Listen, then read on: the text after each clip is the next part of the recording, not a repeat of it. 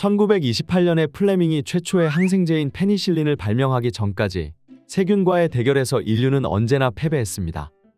그러나 세균을 부숴버리는 최초의 항생제인 페니실린이 등장한 이후 다른 여러 종류의 항생제들이 줄줄이 발명되면서 세균과의 대결에서 인류는 승기를 잡게 되었습니다.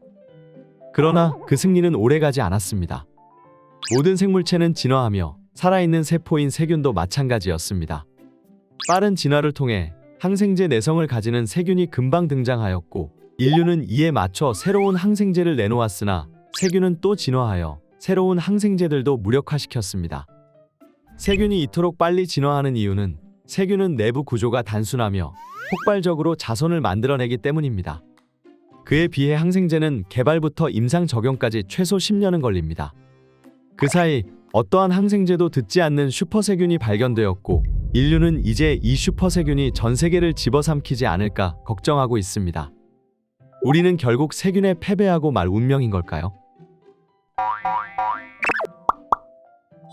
적의 적은 친구라는 말이 있습니다. 항생제로 세균을 잡을 수 없다면 세균의 천적을 이용해서 세균을 잡는 방법을 떠올릴 수 있습니다. 이번 시간에는 세균의 천적인 박테리오파지에 대해서 이야기해 보려고 합니다. 박테리오파지는 두 단어의 합성어입니다. 박테리아는 세균을 뜻하고 오는 르를 파지는 먹는다는 뜻이므로 박테리오파지는 세균을 먹는다는 의미를 가지고 있습니다. 이 세균을 먹는 박테리오파지는 바로 바이러스의 일종입니다. 많은 사람들이 세균과 바이러스는 비슷한 존재라고 생각하지만 이 둘은 완전히 다른 존재입니다. 세균과 바이러스의 가장 큰 차이점은 세균은 살아 움직이는 세포이고 바이러스는 무생물인 단백질 덩어리라는 것입니다. 세균은 독립적으로 살아 움직이는 세포이므로 생명을 유지하기 위해서 많은 기관들을 가지고 있기 때문에 크기가 매우 큽니다. 그러나 바이러스는 단백질 껍질 안에 들어있는 소량의 유전물질이 끝인 매우 작은 무생물 입자 덩어리입니다. 박테리오파지가 바로 이 바이러스의 일종으로 수많은 종류의 바이러스 중에서 세균을 감염시키는데 특화된 바이러스입니다. 박테리오파지는 이 세상 모든 곳에 존재하고 있습니다. 지금 이 순간 당신의 손에도 당신이 먹고 있는 음식 위에도 식탁에도 모든 곳에 존재하고 있습니다. 그러나 다행히 박테리오파지는 사람 세포에는 아무런 작용을 하지 않고 오직 세균만을 감염시킵니다. 박테리오파지는 이 세상 곳곳을 떠돌다가 자신과 타입이 맞는 세균을 찾는 순간 세균에 달라붙어 꼬리를 단단히 뿌리내리고 단백질 껍질 속에 들어있던 유전물질을 세균 안으로 밀어넣습니다. 이때 세균 속으로 밀어넣는 유전물질이 바로 박테리오파지의 DNA입니다.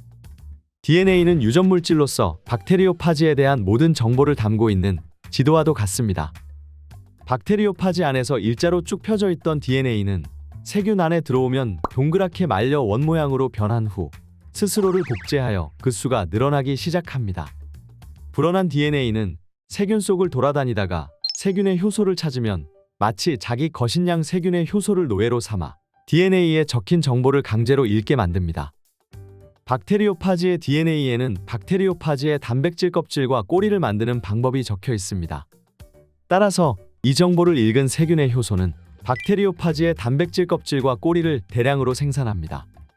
모든 목표를 달성한 박테리오파지는 머리, DNA, 꼬리를 합체하여 온전한 박테리오파지로 재조립됩니다.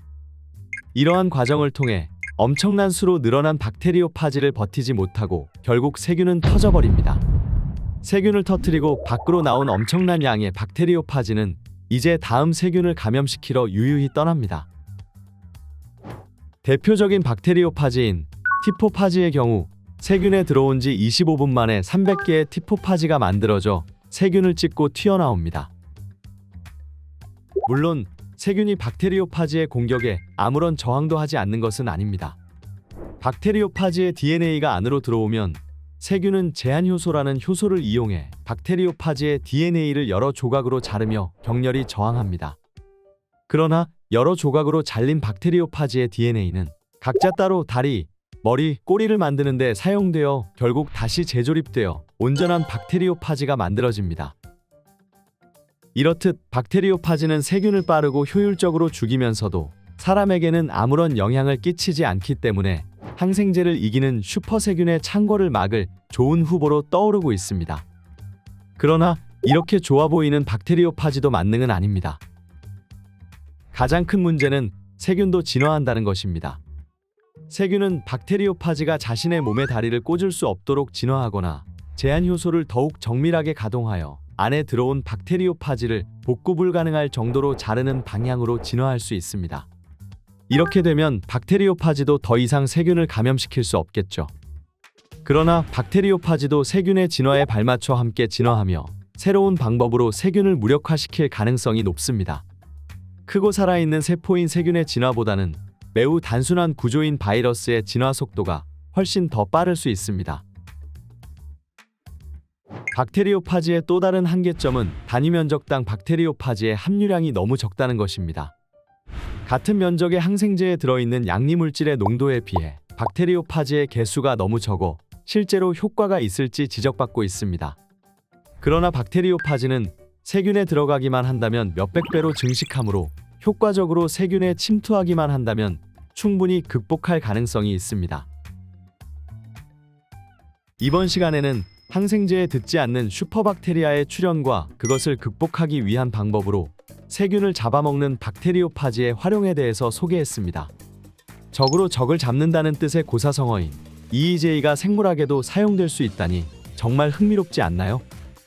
저는 다음 시간에 더 재미있고 흥미로운 생물학 내용으로 찾아오겠습니다. 감사합니다.